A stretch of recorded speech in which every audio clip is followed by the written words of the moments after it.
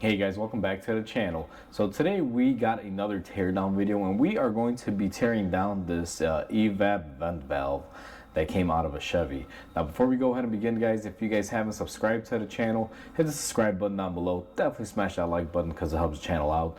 And with that said, let's go ahead and get started on today's video.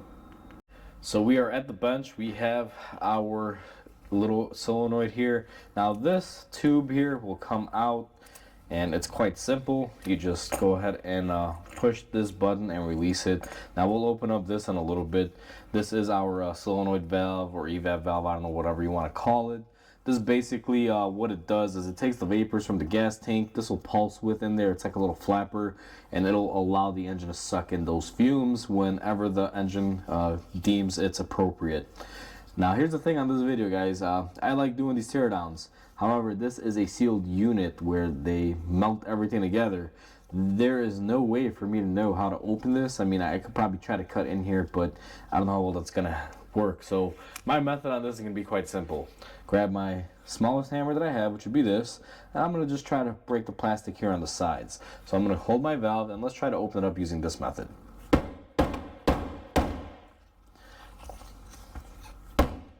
And just like that, that actually worked. Apparently it's just two caps pushed together and then welded.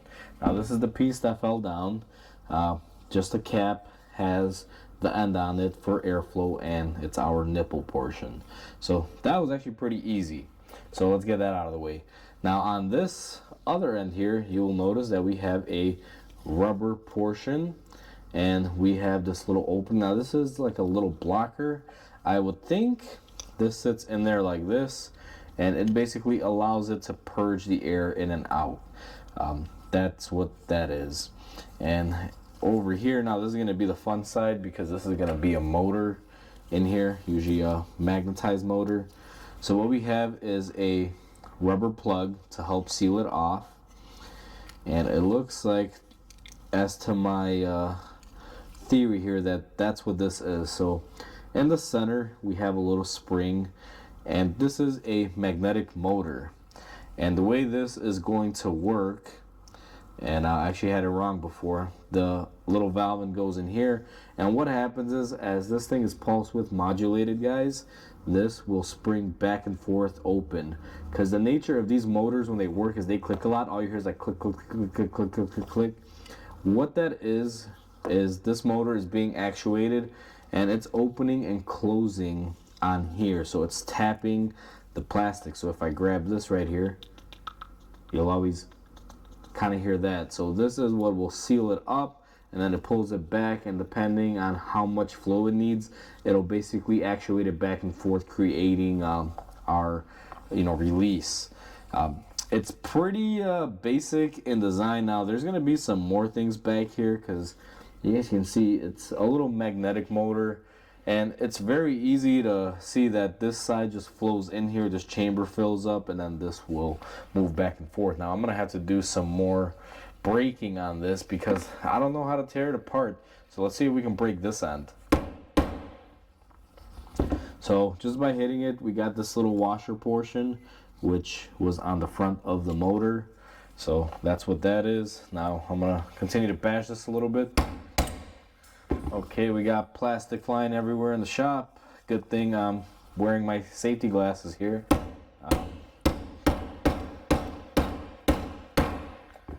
Wow, this is some tough plastic here.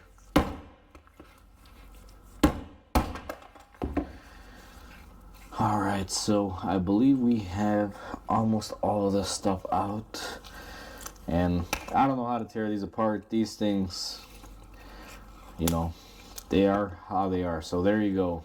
We got our motor out. Apparently I could have just pulled that out. I probably didn't even have to break that far. But hey, you live and you learn. So this part right here, guys, like I said, magnetic motor. What it does is it pulls back on this little button, and it'll move it in, back and forth, actuating it however fast it needs to be actuated in order for it to produce a leak or a seal to be able to vent and not vent inside of this housing. The backside where the motor sat in, basically whatever the fuel tank is supplying here for the evap pressure or the charcoal canister is just basically built up around this motor. It just sits in this chamber, and then when the computer activates this motor, what it does is it'll pulse it and allow the fumes to get sucked by your engine from this other end. So very interesting design. I thought it would be completely different, but that's how they do it. And as far as the motor goes in here, I'm sure all this is, if you rip this apart, so in here we just have a shaft, you know, it just holds the housing, everything together. And this motor is just a bunch of coil windings and a magnetic field. So when you apply it, it'll just move back and forth, in and out, and that's what it is, basically just a magnetic field. So that's actually pretty cool and pretty interesting. I didn't expect it to be that way. Now the next thing that we're going to tear apart is this valve. And I'm going to try to take the easy approach on this, see if there's any way for me to get in there. Doesn't look like there is. So we're going to have to hammer it out when in doubt. And just like that, all this is, and this is actually kind of interesting. I thought this would be a valve, but actually this is more of like a filter screen in a way, guys. So what this is doing is that goes in there like that, and you guys can see the pinhole where the fuel comes out of, or the fuel vapor I should say. And this here acts like a little diaphragm valve, almost like a filter.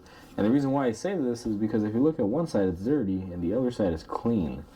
So this just acts as a barrier to help, you know, any contaminants, which would be this stuff. Let me put it on my white glove here. You guys can see all that dirt on there. So I guess it picks up some charcoal debris or some sort of debris in the engine, and that's what that does on there. Now this portion of it is just a straight up valve and some PVC tubing. This here is a connector, and this is a push connector. Basically you just pinch both sides here and it releases. Let's go ahead and tear this apart because I'm sure you guys are curious about this, and I'm gonna do this simply by using this flathead screwdriver and pulling out the center. Now the center, when you push the two sides together, you guys can see, in theory, it would open up and release itself. That's what that is there for. And inside of here, we should have a seal, which is going to be this green item in here. Now I don't know how well this is gonna pop out of here. It's a little brittle, probably from all the years, but that is one of our hard seals there. And in the heart of all of this, we should have a O-ring, which we do. And let me see if I can get the O-ring out. Right there, there is our O-ring, yellow. And then we also have this hard gasket that sits behind the O-ring, or as a spacer. And these are double sealed, which is great too. You guys will see we have another brown O-ring in this connector. And these fuel connectors are really well thought out. Chevy uses these on a lot of items. Actually, a lot of manufacturers are using these now, not just Chevy.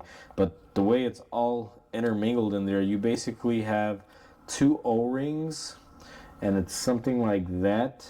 And then you have your hard seal, which would go on like that. It's kind of layered in. And I'm doing a horrible job at layering them, but you guys kind of get the point.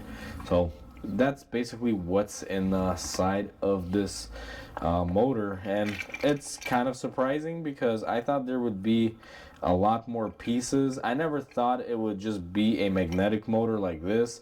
I physically thought it would have a flapper type of motor, but I'm thinking the reason why they don't use a flapper style motor is because these do have vapor in there and you can't have anything that sparks. So in theory that would make sense. So that's what's inside of a evap vent control valve, guys. Pretty simple, pretty basic, real easy to tear into. Hopefully you guys enjoyed this video. Please comment, like, and subscribe because it definitely helps the channel grow. Hope you guys have a wonderful day, and I'll catch you guys on the next video.